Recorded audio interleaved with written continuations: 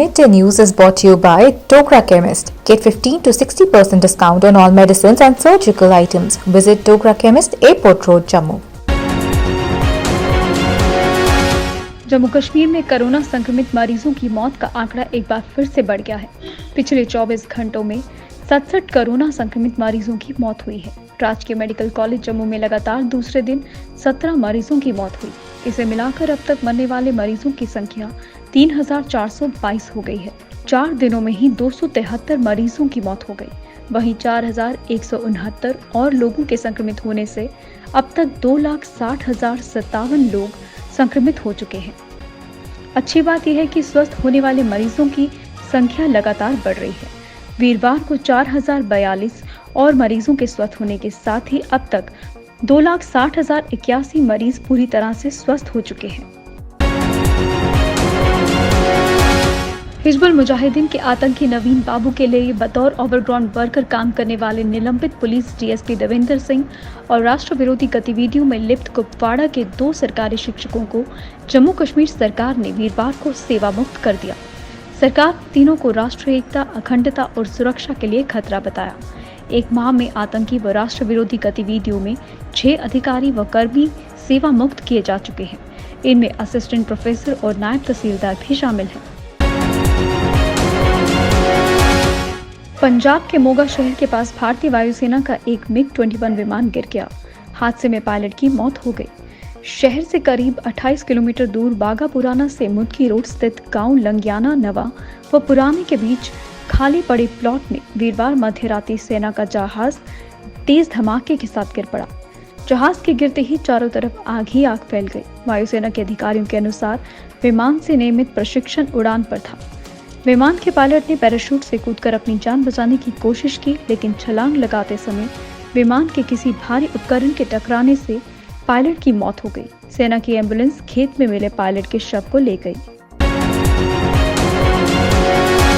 प्रधानमंत्री कार्यालय में राज्य मंत्री डॉक्टर जितेंद्र सिंह की ओर से भाजपा के प्रदेश सचिव विक्रम रंधावा के खिलाफ दायर केस पर 29 मई को सुनवाई होगी।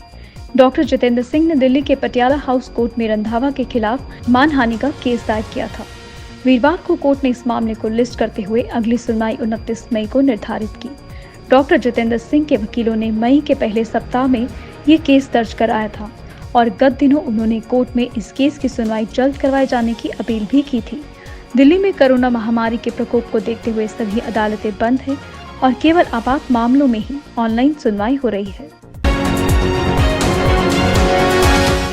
कोरोना महामारी से जारी लड़ाई के बीच जम्मू की सबसे बड़ी अनाज मंडी वेयरहाउस नेहरू मार्केट के व्यापारी आम लोगों की मदद के लिए आगे आए हैं। Traders federation warehouse Nehru market ने जम्मू में ऑक्सीजन की किल्लत को देखते हुए अपने स्तर पर ऑक्सीजन वॉर रूम स्थापित किया है, जिसमें करीब 120 सिलेंडर रखे गए हैं।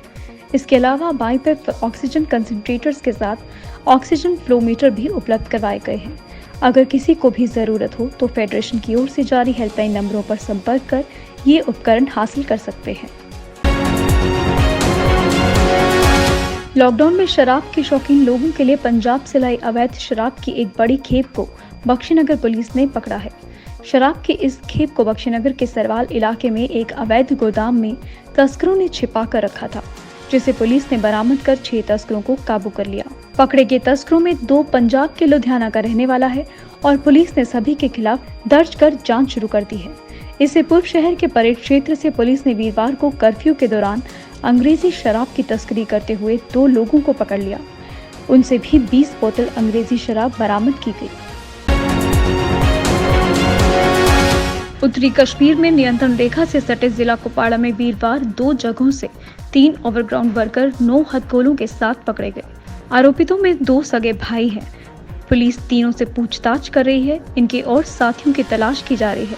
जानकारी के अनुसार पकड़े गए दोनों भाई जहांगीर अहमद हजाम व अब्दुल हमीद हजाम कुछ वर्षों से आतंकियों के लिए बतौर ओवरग्राउंड वर्कर काम कर रहे थे। केंद्र सरकार के आग्रह पर तमिलनाडु, तेलंगाना, गुजरात, हिमाचल प्रदेश और पंजाब ने भी ब्लैक फंगस संक्रमण के बढ़ते मामलों को देख महामारी घोषित कर दिया। राजस्थान और हरियाणा पहले ही महामारी घोषित कर चुके हैं, जबकि दिल्ली और कर्नाटक इस पर विचार कर रहे हैं। केंद्र सरकार ने राज्यों से ब्लैक फंगस को महामारी रोग अधिनियम 1897 के तहत महामारी घोषित करने को कहा है। दुश्मन से देश की हिफाजत करने वाली हमारी सेना अब कोरोना से भी दो हाथ कर रही है।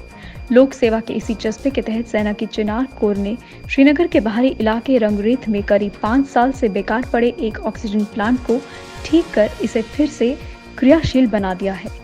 गौरतलब है कि श्रीनगर के रंगरेथ इलाके में स्थित एनडी गैसेज का ये ऑक्सीजन प्लांट 5 साल से बंद था। जम्मू कश्मीर में 18 से 45 साल के आयु वर्ग में हाई रिस्क ग्रुप के लोगों का टीकाकरण भी शुरू हो गया है। हालांकि 45 साल पार आयु वर्ग में कश्मीर संभाग में अभी भी सुस्त रफ्तार ही देखने को मिली है। जम्मू जिले ने इस वर्ग में 100% का लक्ष्य हासिल कर लिया है। ऐसा करने वाला जम्मू जिला जम्मू कश्मीर का पहला जिला बन गया है। अभी तक जम्मू कश्मीर में कुल 28,64,436 लोगों का टीकाकरण हो चुका है।